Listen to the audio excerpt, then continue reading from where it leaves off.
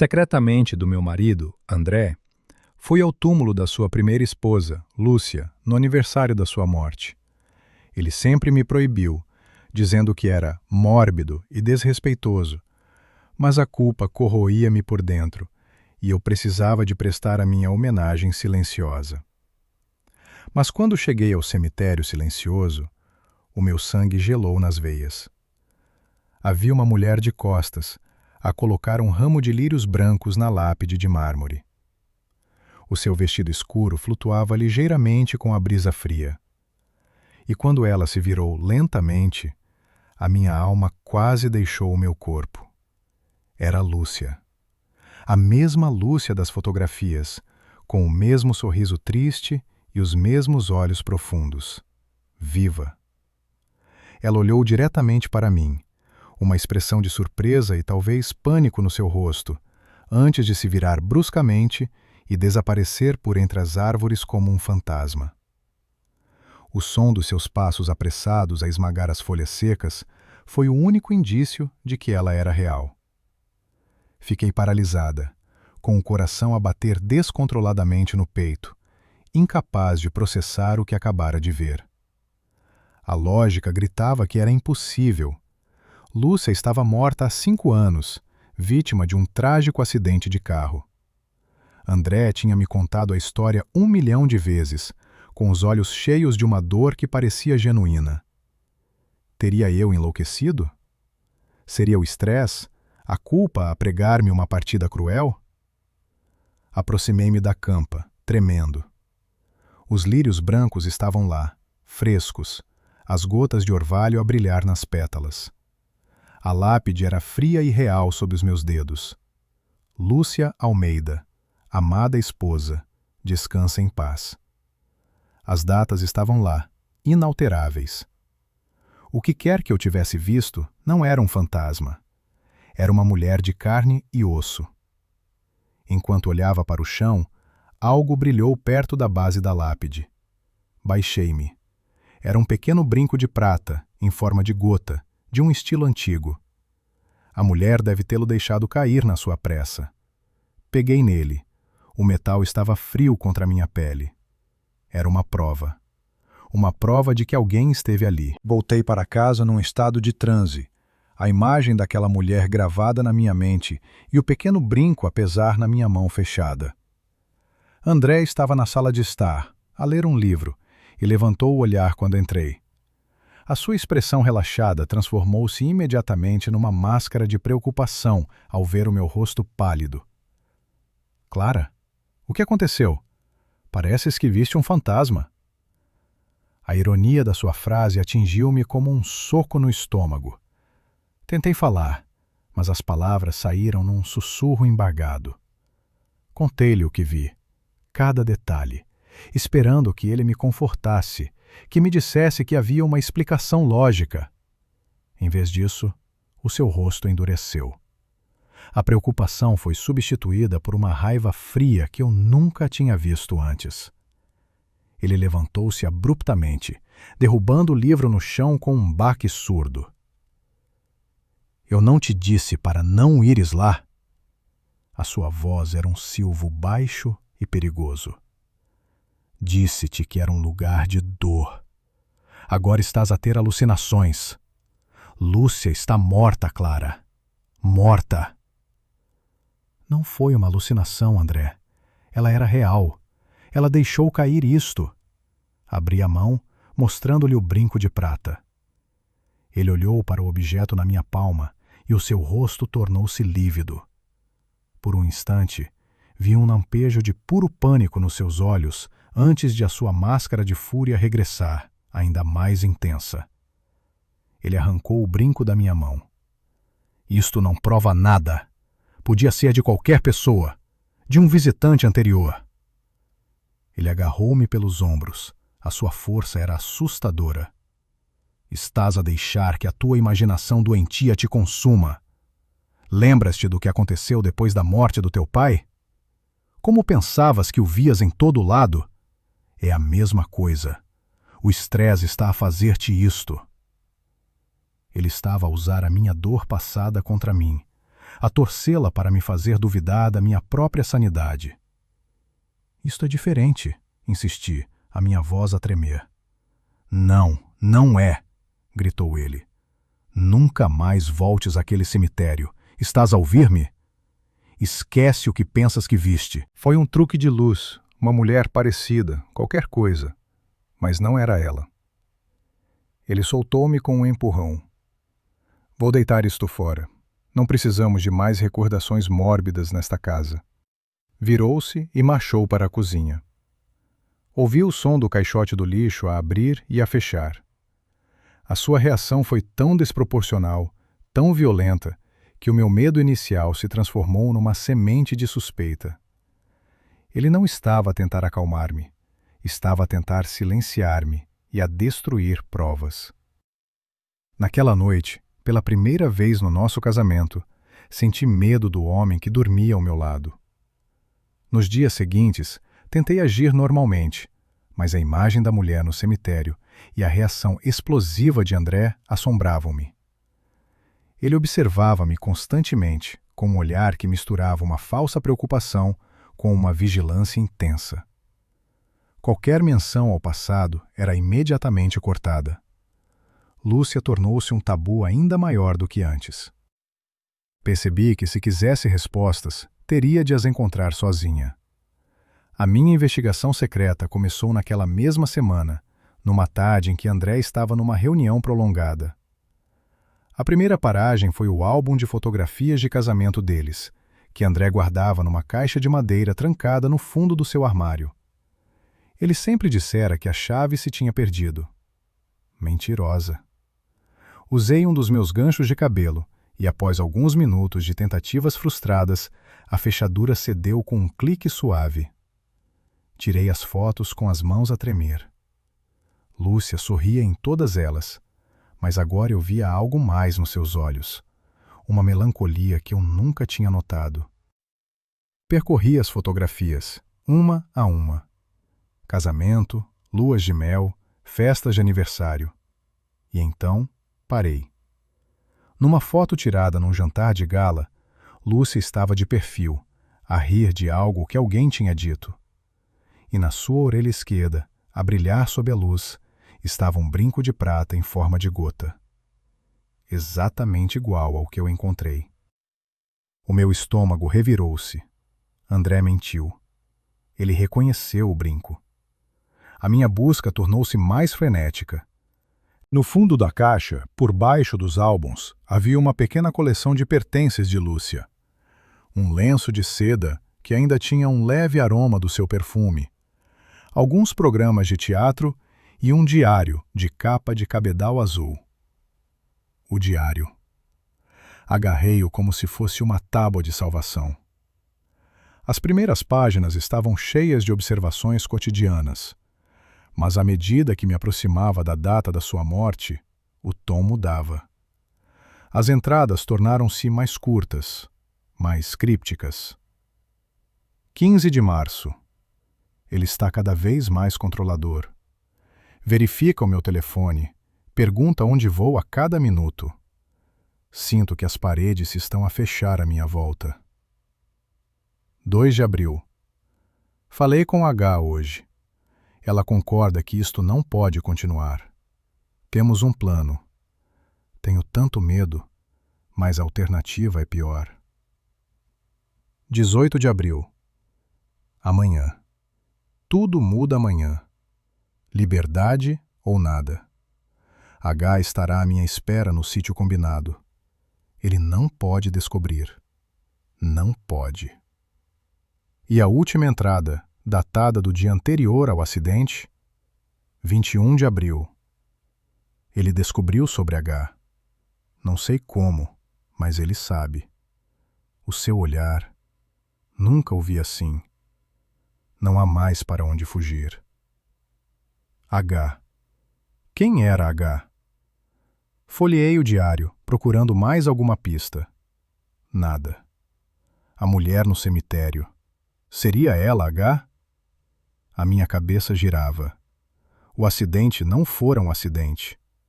André sabia de algo. Ele estava a mentir sobre tudo. Coloquei o diário de volta e comecei a arrumar a caixa, sentindo o pânico a subir pela minha garganta.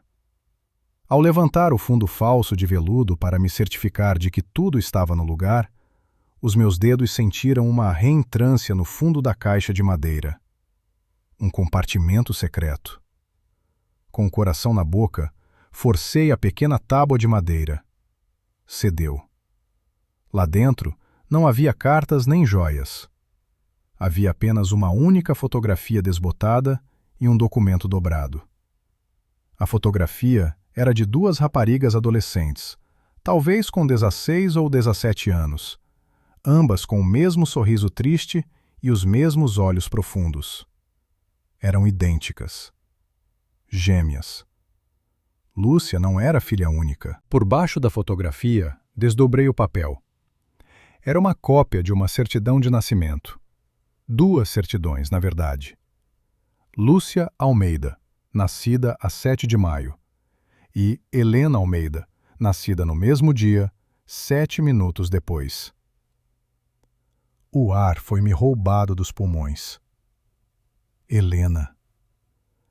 H. André nunca, em todos os anos que estivemos juntos, mencionou que Lúcia tinha uma irmã gêmea. Por quê? Por que esconder uma coisa tão fundamental? A mulher no cemitério não era um fantasma. Não era uma sósia. Era Helena, a irmã gêmea de Lúcia. A minha mente corria a 1000 a hora, juntando as peças.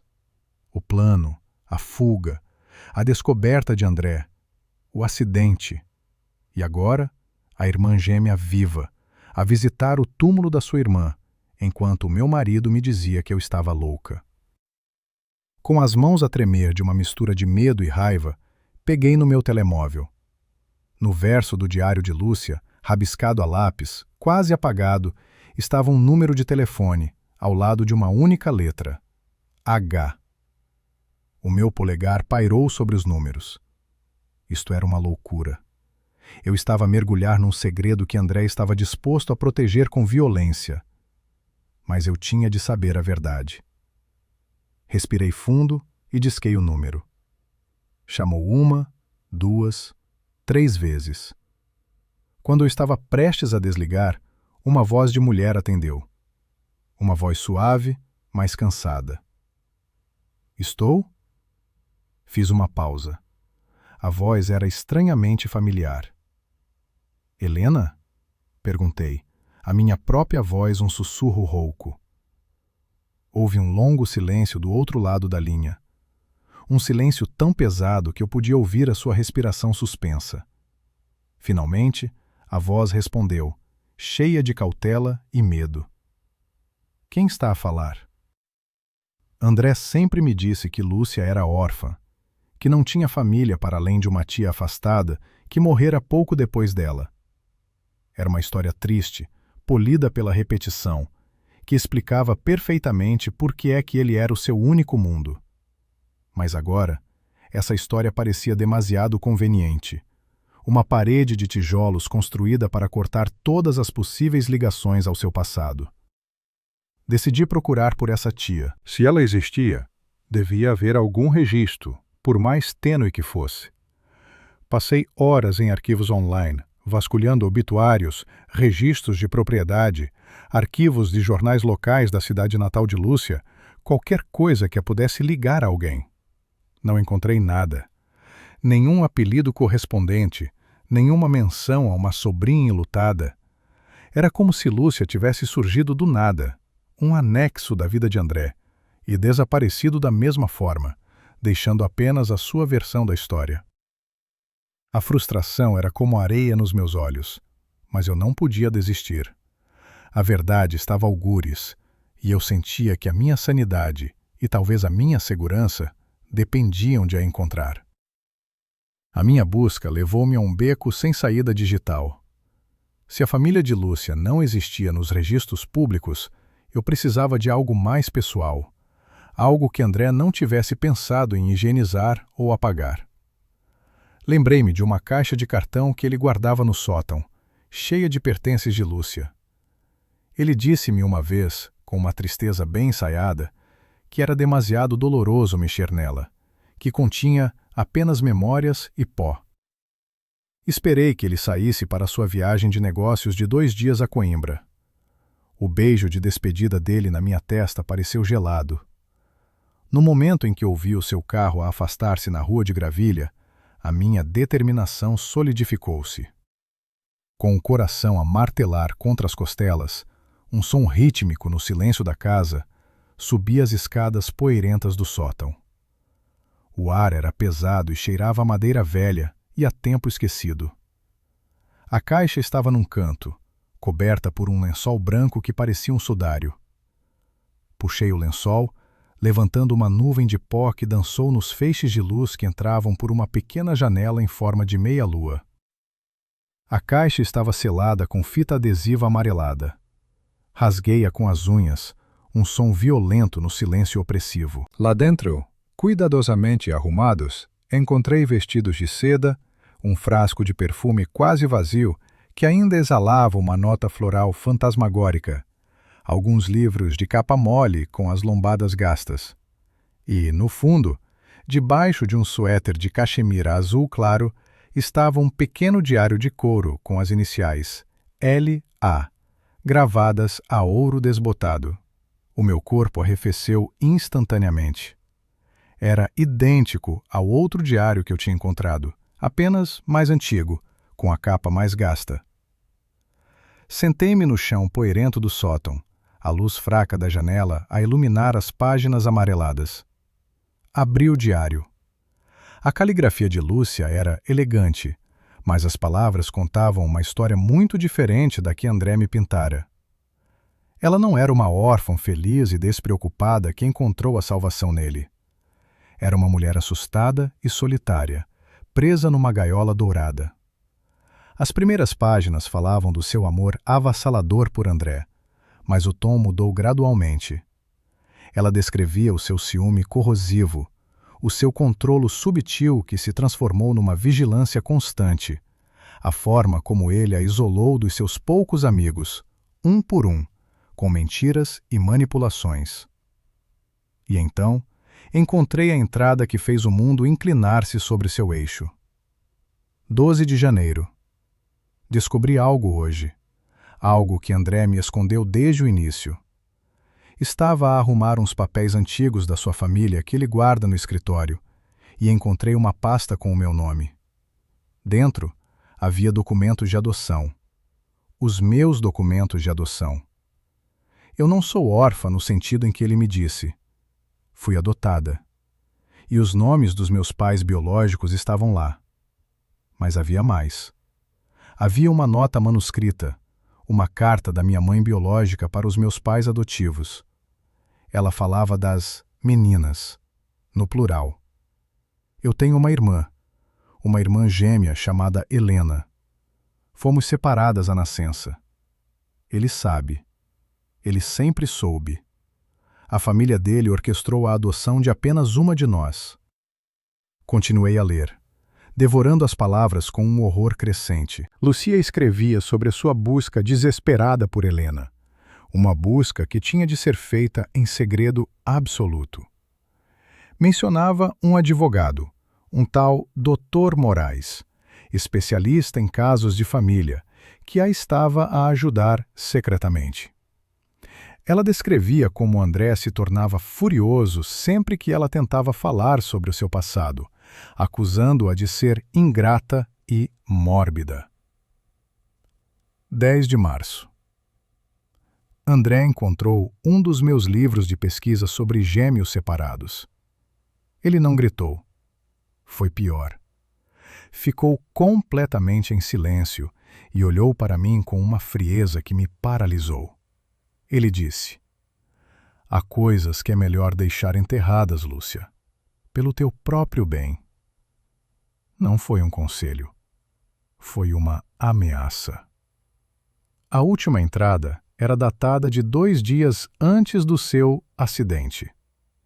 A caligrafia era apressada, as letras tremidas, quase ilegíveis. 20 de abril. Encontrei-a. Através do Dr. Moraes, Encontrei-a, Helena. Ela vive a apenas 2 horas daqui. Vamos encontrar-nos amanhã, num café a meio caminho. Estou com tanto medo e tanta esperança que mal consigo respirar. André está a agir de forma estranha, mais estranha do que o normal. Hoje de manhã, vi-o da janela da cozinha. Ele estava agachado ao lado do meu carro, a mexer em algo perto da roda da frente. Quando o confrontei, ele sorriu e disse que estava apenas a verificar a pressão dos pneus. Mas o seu sorriso não chegou aos olhos. E o seu olhar, quando pensou que eu não estava a ver, havia algo de errado. Se algo me acontecer, a culpa é dele. Dr. Moraes tem uma cópia de tudo. Fechei o diário com um baque surdo. O meu corpo tremia violentamente. Não era um acidente. Não era uma depressão que a levou a ser descuidada. Foi uma execução. E eu estava casada com o carrasco. O nome do advogado, Dr. Moraes, era a minha única pista, a minha única âncora na realidade que se desmoronava. No dia seguinte, procurei o seu nome online. Encontrei um único resultado: Moraes e Associados, Advocacia de Família, com um endereço no centro da cidade, numa zona mais antiga e menos movimentada. Conduzi até lá, sentindo-me uma fugitiva na minha própria vida, olhando constantemente pelo espelho retrovisor. O escritório ficava no 2º andar de um prédio de pedra, com uma porta de madeira escura e uma placa de latão gasta. Um homem idoso, com olhos perspicazes e cabelos brancos impecavelmente penteados, recebeu-me. Era o próprio Dr. Moraes. No início, ele foi cauteloso. A sua postura profissional era uma fortaleza. Recusou-se a falar sobre uma antiga cliente, citando o sigilo profissional. Mas quando lhe mostrei o diário de Lúcia, abrindo-o na última página, e lhe contei o que tinha visto no cemitério e a reação de André, a sua expressão mudou. A fachada profissional desmoronou-se, revelando um cansaço profundo e uma tristeza antiga. Ele levou-me para sua sala privada, um espaço forrado de livros de direito do chão ao teto, e fechou a porta. Eu sabia que algo estava errado, disse ele, a sua voz baixa e grave, o som de uma derrota há muito aceite. Eu sabia. Ele sentou-se atrás da sua secretária de mogno e juntou as pontas dos dedos. Lúcia procurou-me alguns meses antes de morrer. Ela era uma alma assombrada. Tinha descoberto a existência da sua irmã gêmea, Helena, através de uns papéis antigos da família de André que ele pensava estarem bem escondidos. Moraes levantou-se e foi até um enorme arquivo de metal. Após alguns momentos, regressou com uma pasta fina e poeirenta. Colocou-a na secretária entre nós. A história é mais feia do que Lúcia sabia na altura, continuou ele. A vossa mãe biológica era muito jovem e pobre. Os pais de André, pessoas ricas e influentes, não podiam ter filhos. Eles fizeram um acordo privado. Adotaram uma das gêmeas, Lúcia, e pagaram à mãe biológica uma quantia substancial para ela desaparecer e nunca mais contactar nenhuma das filhas. Helena foi deixada para trás, criada pela mãe em dificuldades, até ser entregue a um orfanato quando a mãe adoeceu e morreu. André sabia de tudo. O acordo de adoção foi uma condição para ele herdar a fortuna da família. O ar na sala parecia rarefeito. A crueldade calculada daquilo era avassaladora. Lúcia contratou-me para encontrar Helena, e eu encontrei-a. Agendei o encontro delas. Lúcia ligou-me na manhã em que ia encontrar a irmã. Estava eufórica e aterrorizada. Ela mencionou a estranha atitude de André em relação ao seu carro. Eu disse-lhe para ter cuidado, para talvez levar outro carro, mas ela achou que estava a ser paranoica. A voz de Moraes falhou. No dia seguinte, li sobre o acidente. Falha nos travões numa estrada secundária. Liguei à polícia. Sugeri que investigassem a fundo. Mas André Vidal é um homem charmoso e convincente. Tinha um álibi perfeito. Estava numa reunião importante com testemunhas. O mecânico que ele contratou para inspecionar os destroços concluiu que era desgaste trágico e imprevisível. O caso foi encerrado. Ele empurrou a pasta na minha direção. Lúcia deixou isto comigo, para o caso de algo lhe acontecer.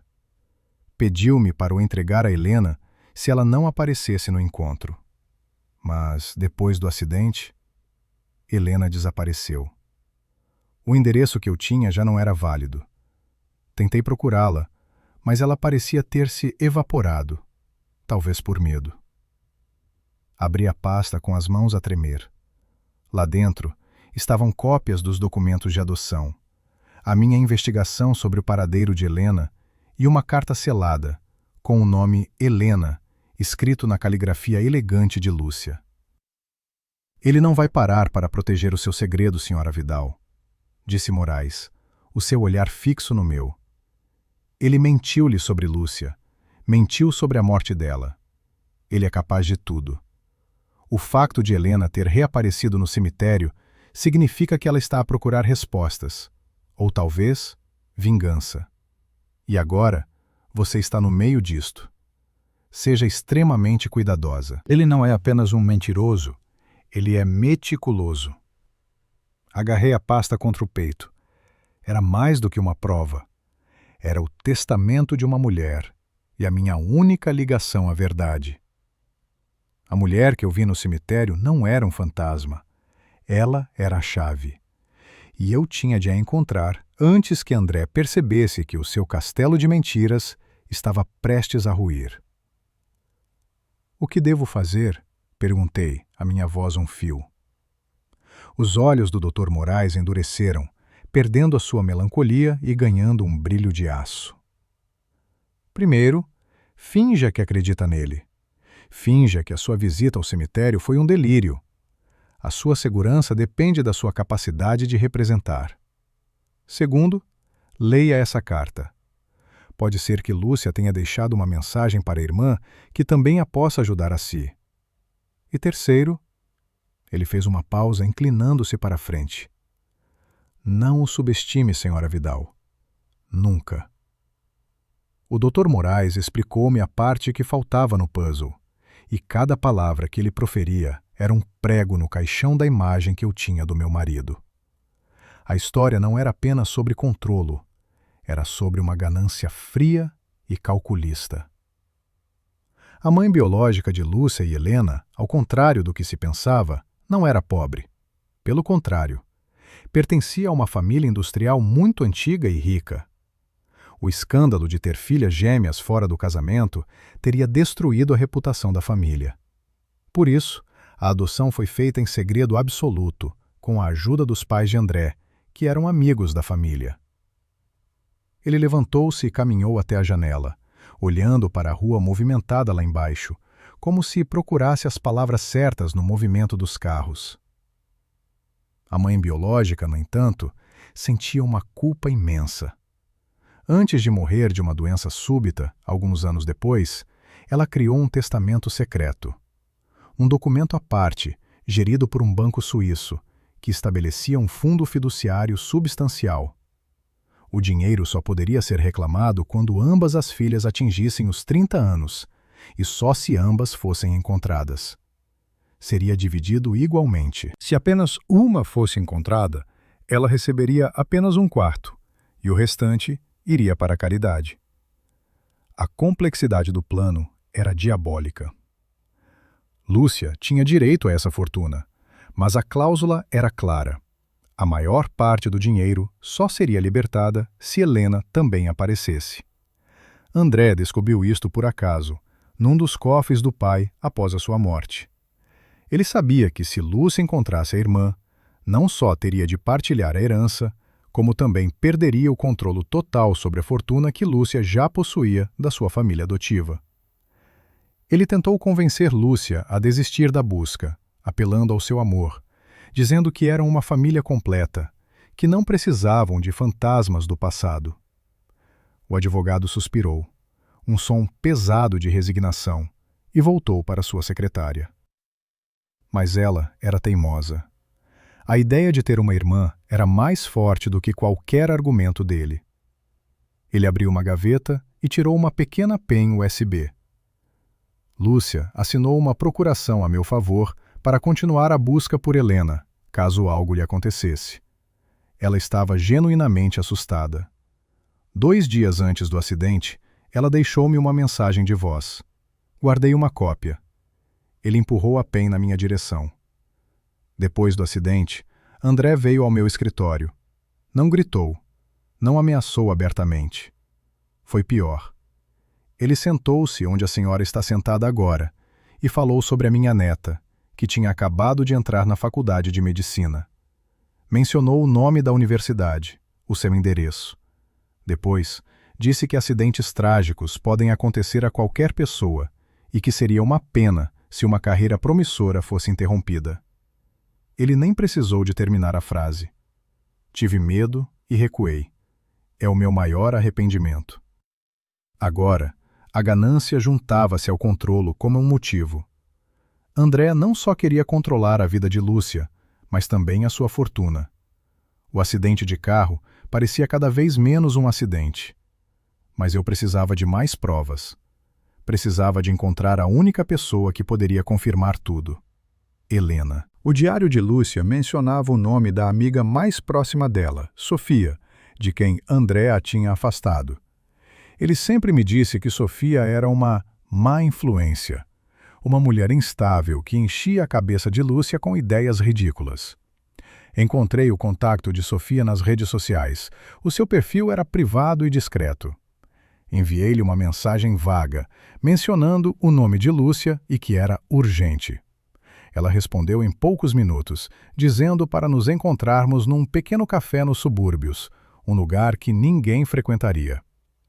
Sofia era uma mulher pequena e nervosa, com olhos que se moviam constantemente, perscrutando cada pessoa que entrava no café. Ela escolheu a mesa mais afastada, de costas para a parede. Quando lhe falei de Lúcia e lhe mostrei a capa do diário, os seus olhos encheram-se de lágrimas que ela se recusou a deixar cair. Eu sempre soube que ele era um monstro, sussurrou Sofia, a sua mão a tremer enquanto agarrava a minha com uma força surpreendente. Ele não a afastou de mim, Clara. Ele construiu uma prisão à volta dela. Nos últimos meses, Lúcia ligava-me de um telemóvel pré-pago que comprou em segredo. Dizia que tinha medo dele, que ele tinha instalado software de vigilância no computador dela, que por vezes a trancava no quarto quando saía, dizendo que era para a sua própria segurança. Ela estava a planear deixá-lo. Tinha encontrado a irmã e ia começar uma nova vida. Ela tinha o dinheiro dela, o seu próprio dinheiro, escondido numa conta que ele não conhecia. Estava tudo pronto. A sua voz baixou ainda mais, tornando-se num segredo febril. Ela marcou um encontro comigo, aqui mesmo neste café, para o dia a seguir ao acidente. Disse que me ia apresentar a Helena e contar-me o plano de fuga delas. Mas ela nunca apareceu. Sofia contou-me que, no dia do funeral, André aproximou-se dela, com os olhos vermelhos de um choro que agora eu sabia ser falso. Ele agarrou-me no braço com força e disse ao meu ouvido: a Lúcia falava demais. Era o seu único defeito. Não cometas o mesmo erro. Foi uma promessa, não um aviso. Eu acreditei nele. Mudei de casa, mudei de emprego. Desapareci. Sofia era minha testemunha. Mas ainda me faltava a peça final: Helena. Perguntei a Sofia se Lúcia alguma vez mencionou onde se iria encontrar com a irmã, o local secreto onde o plano começaria. Sofia franziu a testa, tentando puxar pela memória. Ela era muito cuidadosa. Nunca dizia nomes ou lugares específicos nos telefonemas. Tinha medo que ele estivesse a ouvir. Ela parou, os seus olhos perdidos numa recordação. De repente, iluminaram-se com uma centelha de reconhecimento. Espere. Uma vez, ela estava a falar sobre a sua infância, antes de tudo se ter tornado sombrio. Ela disse algo sobre um velho farol na costa, perto de Peniche, o lugar onde os seus pais adotivos a levaram quando era criança. Ela chamava-lhe o meu lugar feliz. Ela disse que era o único sítio onde se sentia verdadeiramente livre. O farol. Era uma pista vaga, mas era tudo o que eu tinha. No dia seguinte, depois de me certificar de que André acreditava que eu estava a passar o dia num spa para relaxar a mente, como ele tão cinicamente sugeriu, conduzi durante 2 horas até a costa. O meu telemóvel estava desligado e guardado no porta-luvas. O farol era uma estrutura antiga e solitária, numa falésia rochosa, fustigada pelo vento, com vista para um mar cinzento e tempestuoso. Parecia o fim do mundo. Havia uma pequena casa de campo ao lado, caiada de branco, com fumo a sair preguiçosamente da chaminé. O meu coração batia no peito, uma batida descompassada de esperança e medo. Estacionei o carro atrás de umas rochas, fora de vista da estrada principal. Aproximei-me da casa, o som das ondas a quebrar contra as rochas era ensurdecedor. Bati a porta de madeira azul desbotada. Passaram-se vários minutos de silêncio. Pensei em desistir, em voltar para trás. Bati novamente, desta vez com mais força. Ouvi o som de um ferrolho a ser arrastado por dentro. A porta abriu-se lentamente, apenas uma fresta. E lá estava ela, a mulher do cemitério, Helena. Os seus olhos arregalaram-se, não de surpresa, mas de puro terror ao ver-me. Eram os olhos de Lúcia, mas continham um medo profundo e selvagem que eu agora compreendia perfeitamente. Ela tentou fechar a porta na minha cara.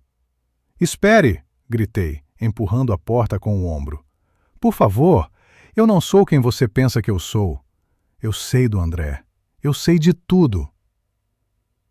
Ela hesitou, a sua força a lutar contra a minha. O seu rosto estava pálido, a sua respiração ofegante. "Vá-se embora. Ele mandou-a, não foi? Para me encontrar?" "Não. Eu encontrei o diário dela, da Lúcia." Tirei o diário da minha mala e segurei-o para que ela pudesse ver as iniciais L.A. na capa. A visão do objeto pareceu quebrar a sua resistência. Ela parou de empurrar a porta, os seus olhos fixos no diário como se fosse uma relíquia. Ela desabou a chorar.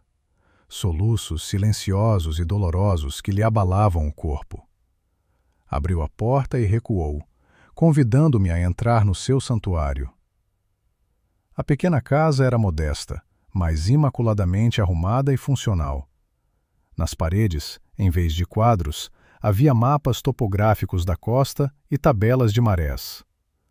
Numa prateleira, havia livros sobre técnicas de sobrevivência e identificação de plantas. Aquela não era a casa de uma mulher em luto. Era o esconderijo de uma fugitiva. Helena fez chá de ervas com as mãos a tremer e, sentadas à pequena mesa da cozinha, ela contou-me a sua história. "A Lúcia encontrou-me apenas 1 semana antes de morrer", começou ela, a sua voz suave, tingida de uma tristeza profunda. "Foi o dia mais feliz e mais assustador da minha vida. Parecia que tinha encontrado uma parte de mim que nem sabia que faltava." Ela olhou pela janela para o mar revolto. Ela contou-me tudo sobre o André, sobre o dinheiro, sobre o medo constante em que vivia. Ele não era apenas controlador, era cruel. Ele gostava de a ver sofrer. O plano era dela. Ela ia transferir o seu dinheiro para uma conta offshore, nós íamos encontrar-nos aqui e depois desaparecer. Íamos para o Brasil, começar de novo, juntas. Os seus olhos encontraram os meus, e neles vi um brilho de aço. Ela sabia que ele era perigoso. Ela era inteligente. Tinha mudado o testamento dela 3 dias antes do acidente. Deixou tudo para mim, nomeando-me como única beneficiária e especificando que André não deveria receber absolutamente nada. Ela deu-me uma cópia autenticada e pediu-me para guardar no lugar seguro. Disse que era sua apólice de seguro. Helena levantou-se, foi até a lareira e retirou um tijolo solto da parede. De lá de dentro, tirou um envelope de plástico selado, colocou-o na mesa à minha frente. Mas há mais. A Lúcia suspeitava que ele pudesse tentar sabotar o carro dela. Um dia antes do encontro marcado conosco, ela disse ao André que ia levar o carro à revisão de rotina na oficina habitual dele. Mas mentiu. Levou-o a um mecânico independente numa cidade vizinha, um homem de confiança recomendado pelo Dr. Moraes. Ela pediu uma inspeção completa, especialmente aos travões. Ela abriu o envelope e tirou 2 documentos. Um era a cópia do testamento. O outro era um relatório de 1 página, com o carimbo de uma oficina. O mecânico encontrou sinais claros de sabotagem no fluido dos travões. Uma pequena fuga, quase indetetável, concebida para falhar após alguns quilômetros de condução em alta velocidade. Ele reparou-a e documentou tudo. A Lúcia ia confrontar o André naquela noite. Ela ligou-me, aterrorizada, mas determinada. Foi a última vez que falei com ela. Helena empurrou o relatório na minha direção. Este é o original. A prova de que ele a assassinou a sangue frio. Helena foi a uma gaveta de madeira gasta na pequena cozinha e tirou não apenas uma cópia do testamento, mas um envelope de plástico selado. Colocou-o na mesa entre nós, com uma solenidade que transformou a madeira humilde num altar. O testamento estava lá, assinado e testemunhado. A caligrafia de Lúcia, uma declaração de independência póstuma. Mas foi o segundo documento que me roubou o fôlego. Um relatório de uma oficina mecânica de uma cidade vizinha, datado do dia anterior ao acidente. Em linguagem fria e técnica, detalhava a descoberta de uma fissura deliberada e de progressão lenta na linha do fluido dos travões, consistente com sabotagem. A prova irrefutável. André não tinha apenas mentido sobre tudo. Ele tinha planeado cada detalhe da execução da sua esposa. No dia do acidente, ela estava a vir ter comigo, continuou Helena, a voz a quebrar-se, as lágrimas a escorrerem silenciosamente pelo rosto. Íamos encontrar-nos aqui, neste farol. Era para ser o primeiro dia do resto das nossas vidas. Ela engoliu em seco, a dor a transformar-se em aço nos seus olhos. Depois de saber da morte dela, eu soube que tinha sido ele. Fui à polícia com as minhas suspeitas, mas eles não me levaram a sério. Ela riu-se, um som amargo e sem alegria. Para eles eu era uma estranha, uma irmã gêmea surgida do nada, uma oportunista a acusar um marido devastado. Descobri mais tarde que André lhes tinha ligado primeiro, logo após o acidente, para os avisar sobre uma parente afastada e instável, que poderia tentar explorar a tragédia. Ele assassinou a minha credibilidade antes mesmo de eu abrir a boca. O medo forçou Helena a esconder-se, a viver uma vida de reclusão, com medo de que André a encontrasse e a silenciasse como fez com Lúcia. A sua visita anual ao cemitério era o seu único ato de rebelião, a sua única ligação tangível à irmã que mal conheceu. Ao ouvir a sua história e ao olhar para a prova fria e clínica do assassinato na minha frente, a minha tristeza transformou-se numa fúria gelada e focada. André não era apenas um mentiroso e um traidor. Era um monstro meticuloso que tinha roubado a vida de uma mulher e destruído a de outra, tudo por ganância e controlo. E eu estava casada com ele. Vivia na sua casa, dormia na sua cama. A minha própria vida era uma mentira construída sobre os ossos de outra pessoa. Olhei para Helena, para o seu rosto que era um espelho do da sua irmã, e vi a mesma força que Lúcia devia ter tido para lutar até o fim. Não vamos deixar que ele se safe, disse eu, a minha voz firme com uma nova determinação que me surpreendeu a mim mesma. Ele tirou-nos a Lúcia, mas ele não nos vai tirar a justiça. Naquele momento, na pequena cozinha da Casa do Farol, com o som do mar a bater contra as rochas lá fora, um plano começou a formar-se na minha mente. Um plano arriscado, perigoso, mas era nossa única oportunidade de usar a sua própria arrogância contra ele. Partilhei a minha ideia com Helena. Não podemos ir à polícia com isto agora, expliquei, apontando para os documentos. Ele é rico, charmoso e já criou uma narrativa contra ti. Vai contratar os melhores advogados e vai enterrar-nos em tecnicalidades. Precisamos de algo que ele não possa negar. Precisamos de uma confissão. Ele nunca vai confessar, disse Helena, abanando a cabeça. O medo estava demasiado enraizado. Não a nós, respondi eu, inclinando-me para a frente. Mas talvez a ela. Vi a compreensão a despontar nos olhos de Helena, seguida por um lampejo de puro terror. Queres que eu... Ele acredita em fantasmas, Helena. Ou, pelo menos, teme-os. Ele teme Lúcia.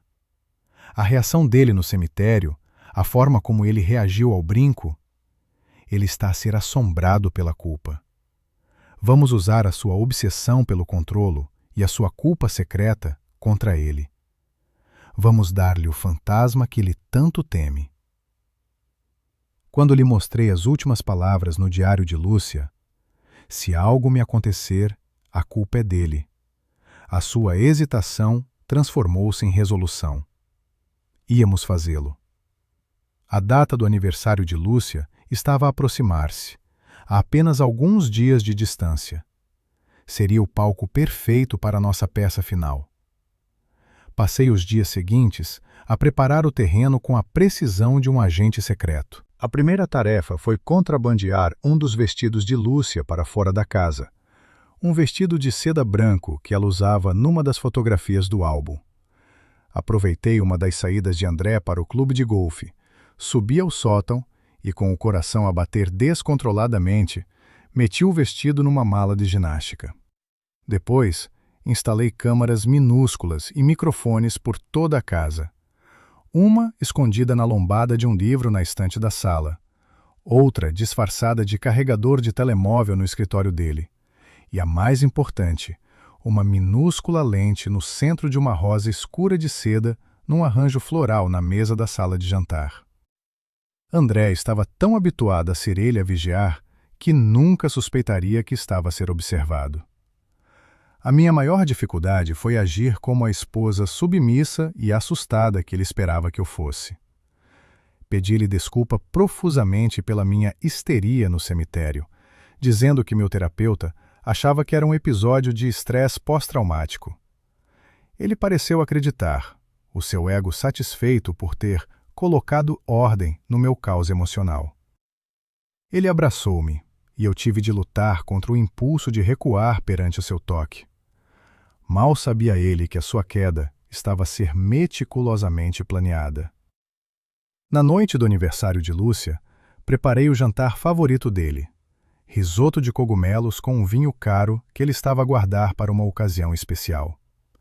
Acendi velas, coloquei música clássica suave. Criei uma ilusão perfeita de normalidade e intimidade. Ele chegou à casa sorridente, relaxado, trazendo-me flores. Um predador satisfeito, convencido de que a sua presa estava de volta ao seu controlo. Durante o jantar, depois de nos servirmos do vinho, comecei a tecer a minha teia. Sabes, André, tenho pensado muito nela hoje, disse eu, com a voz a tremer ligeiramente, o que era parte do ato. No aniversário dela. Sinto tanto a falta dela, mesmo sem a ter conhecido. Ela parecia tão... especial. André ficou tenso, a sua mão a apertar o garfo com força suficiente para branquear os nós dos dedos. Já falamos sobre isto, Clara. É mórbido.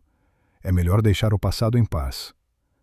Mas e se ela não nos deixar em paz? Insisti, olhando diretamente para ele, deixando que as velas dançassem nos meus olhos. E se o espírito dela ainda estiver aqui, a observar-nos? Às vezes, quando estou sozinha nesta casa, sinto um perfume floral, o perfume dela. A cor desapareceu do rosto de André. Ele largou o garfo, que bateu ruidosamente no prato de porcelana. Para com isso. Não há fantasmas nesta casa. É a tua imaginação outra vez. Foi a minha deixa. Inclinei-me sobre a mesa, baixando a voz para um sussurro conspiratório. Tens a certeza, André? Porque às vezes eu sinto que ela está aqui. Eu sinto que ela sabe o que fizeste. Ela sabe do mecânico, sabe do relatório. O pânico puro e absoluto irrompeu nos seus olhos. Ele levantou-se abruptamente, a sua cadeira a arrastar-se ruidosamente no chão de madeira. Não sei do que estás a falar. Estás louca. Naquele preciso momento, as luzes da sala de jantar piscaram 2 vezes e apagaram-se, mergulhando-nos na escuridão, exceto pela luz bruxuleante das velas na mesa. Era o sinal. Helena estava no quadro elétrico do lado de fora.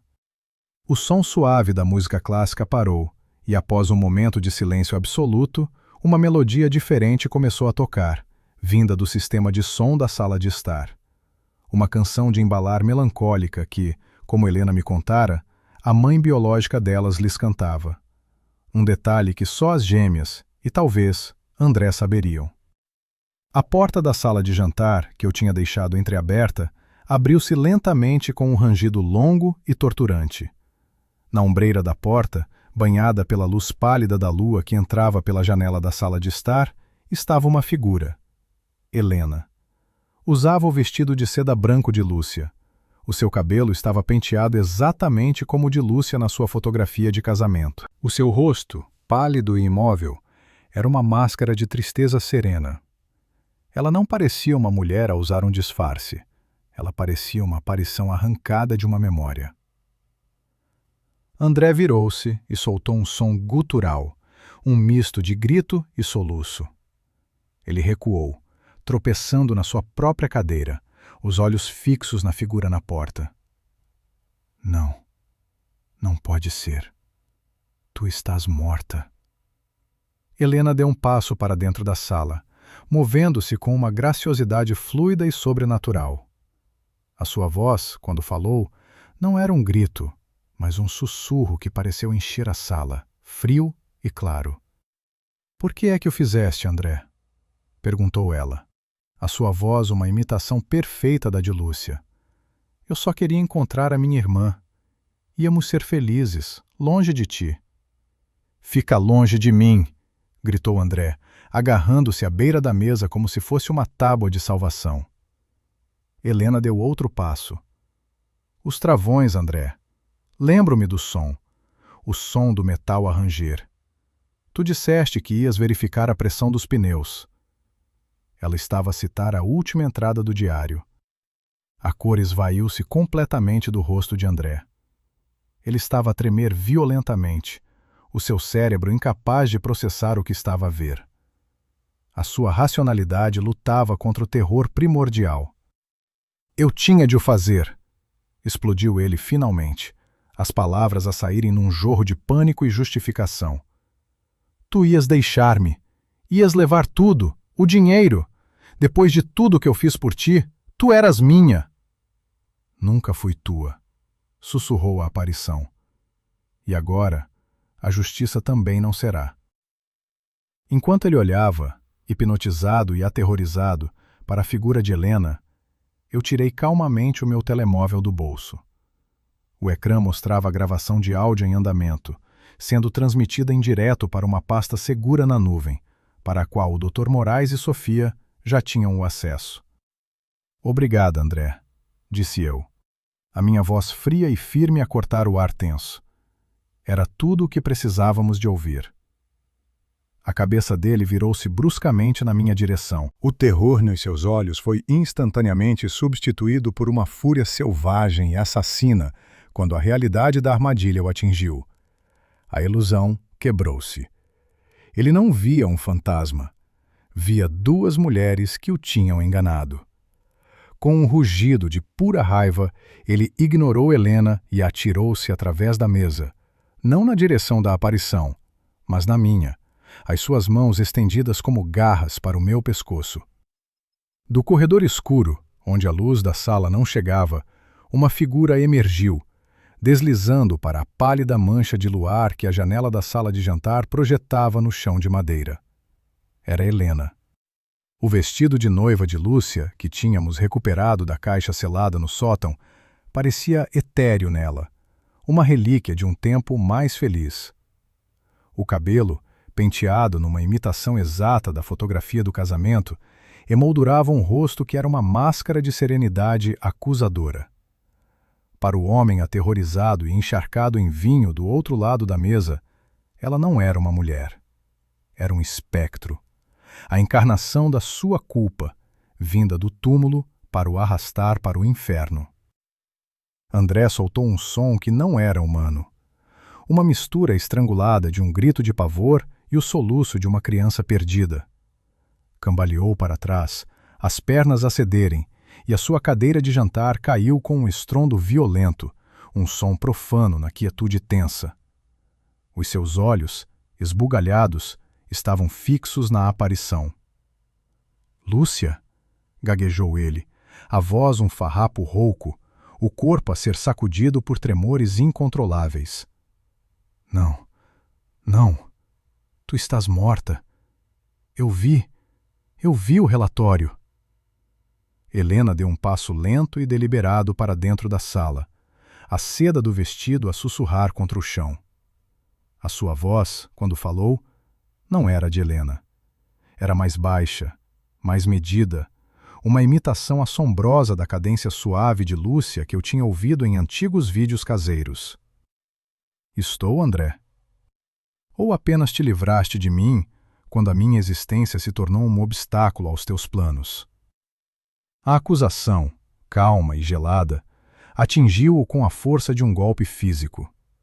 Ele levou as mãos à cabeça, agarrando o cabelo. A fachada do homem de negócios sofisticado e controlador desintegrou-se em segundos, revelando o monstro cobarde e patético que se escondia por baixo. "Foi um acidente!" gritou ele, a sua voz a subir para um falsete esganiçado. "Eu juro! Os travões falharam! Foi uma tragédia!" "Não mintas mais!" A voz de Helena cortou a sua negação desesperada. "Lembro-me do cheiro afluído dos travões nas tuas mãos naquela manhã. Disseste que estavas apenas a verificar a pressão dos pneus. Mas era um cheiro diferente, não era? O cheiro de um fio que se corta." Os olhos de André arregalaram-se ainda mais. Este detalhe, arrancado diretamente do diário de Lúcia, era demasiado específico, demasiado real. A sua mente, já turva pelo álcool e pelo pânico, não conseguia encontrar uma explicação racional. "Tu não me deste escolha!" explodiu ele, as palavras a saírem num jorro, a barragem da sua mentira finalmente a arrebentar. "Tu ias deixar-me, depois de tudo que eu te dei, esta casa, este nome, ias deitar tudo fora para fugir com o meu dinheiro e dá-lo àquela tua irmã, uma estranha, uma nulidade." A confissão estava ali, crua e feia, pairando no ar entre nós.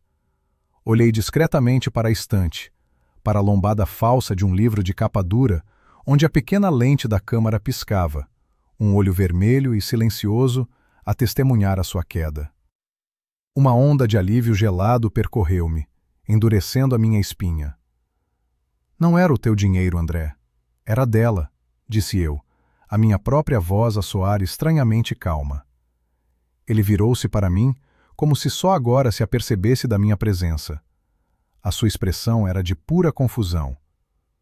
"Tu? Tu sabias?" Helena deu outro passo em frente, recapturando a sua atenção. "Tu sabotaste os travões do meu carro, André. Tu viste-me a sair naquela manhã, a acenar-te um adeus. E não fizeste nada. Deixaste-me conduzir para a morte."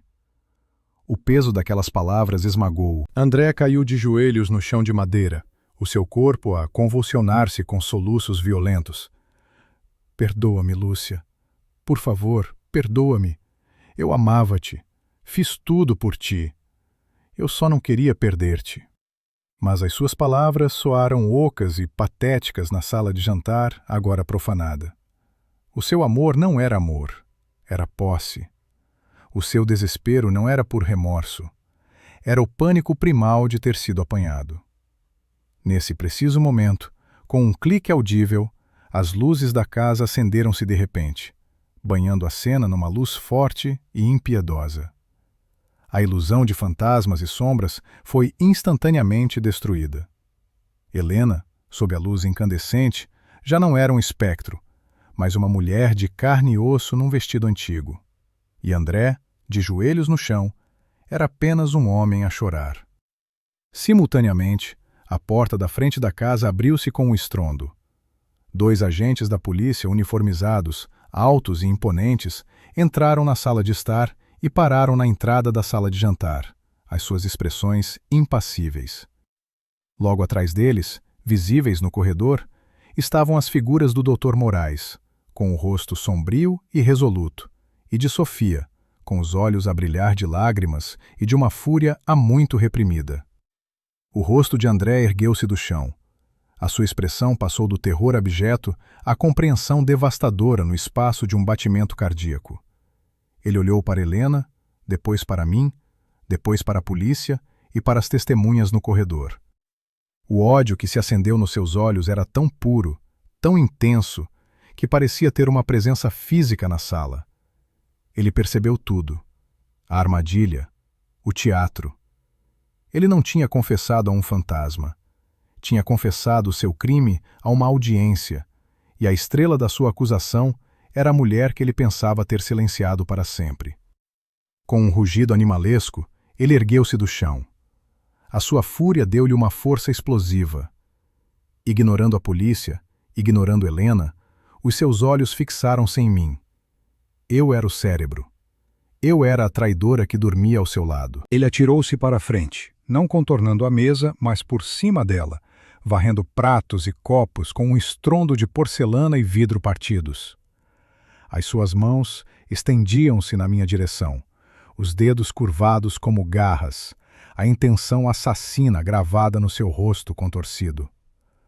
Os agentes reagiram instantaneamente, avançando para o interceptar, mas foi Helena que se moveu primeiro. Com uma agilidade nascida de anos a viver com medo, ela agarrou no pesado castiçal de prata da mesa e brandiu-o com toda a sua força contra o lado da cabeça de André. O som metálico e surdo ecoou pela sala. Ele cambaleou, atordoado, e foi o suficiente para os polícias o agarrarem, imobilizando-o contra o chão no meio dos destroços do nosso último jantar. A prisão de André foi rápida e brutalmente eficiente.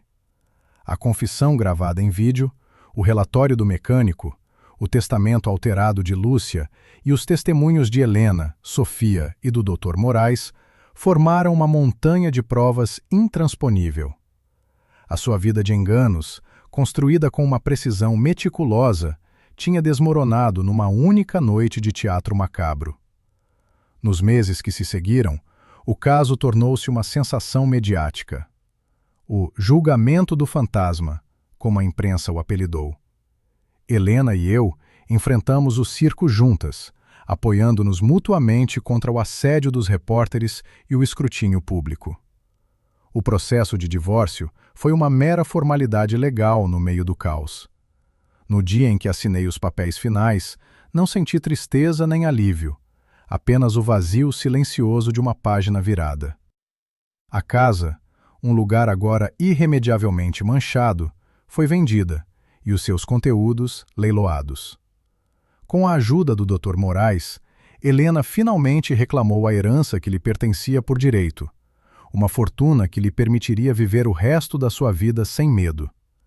Ela não precisava mais de se esconder nas sombras. Uma tarde, enquanto encaixotávamos os poucos pertences pessoais de Lúcia que tínhamos recuperado, encontramos uma pequena caixa de música de madeira. Abria. Tocava a mesma canção de embalar que tínhamos usado na noite da armadilha. Sentamo-nos no chão, rodeadas de caixas, e choramos.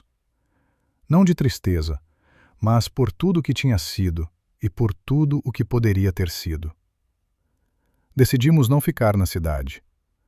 Compramos a pequena casa junto ao farol onde Helena se tinha escondido. Era o nosso santuário, um lugar de recomeço fustigado pelo vento e pelo mar. Tornámo-nos mais do que cunhadas. A tragédia tinha forjado entre nós um laço de irmandade, temperado no fogo da mentira de um homem e selado pela memória de Lúcia. Falávamos dela todos os dias, não como uma figura trágica, mas como uma mulher corajosa e inteligente que tinha plantado as sementes da queda do seu assassino, muito antes de ele lhe tirar a vida. Um ano depois da noite em que a vida de André terminou e as nossas começaram, Helena e eu regressamos ao cemitério. Era uma manhã de outono. O ar era límpido e o sol brilhava, fazendo as folhas douradas das árvores parecerem moedas de ouro. Desta vez, não havia medo, nem segredos a pairar no ar. Caminhamos lado a lado, em silêncio, até o túmulo de Lúcia. Colocamos um grande ramo de lírios brancos, os seus favoritos, na base da lápide de mármore. O meu olhar fixou-se na inscrição: Lúcia Almeida, amada esposa, descansa em paz. Senti uma pontada de raiva fria. Ele tinha lhe tirado a vida, mas até na morte tentara defini-la, aprisioná-la no papel que ele lhe tinha atribuído. Vamos mandar mudar isto, disse Helena suavemente, como se lesse os meus pensamentos. Ela era mais do que isso. Ela era uma irmã, uma filha, uma lutadora. Ela pegou na minha mão, os seus dedos entrelaçados nos meus. Os seus olhos, os olhos de Lúcia, espelhavam os meus. Obrigada, Clara, disse ela, a sua voz firme contra a brisa. Tu deste-lhe justiça. Deste-nos a ambas a paz. Eu sorri, num sorriso genuíno, o primeiro que parecia não ter o peso do passado. A minha viagem tinha começado com uma visita clandestina a um túmulo para confrontar um fantasma. Mas, no fim, levou-me a desmascarar um monstro bem real, a desenterrar uma verdade que se recusava a morrer e a encontrar, nas cinzas de uma vida destruída, a família que nunca soube que precisava. Lúcia estava em paz. E nós, finalmente, sob o sol de outono, também estávamos livres.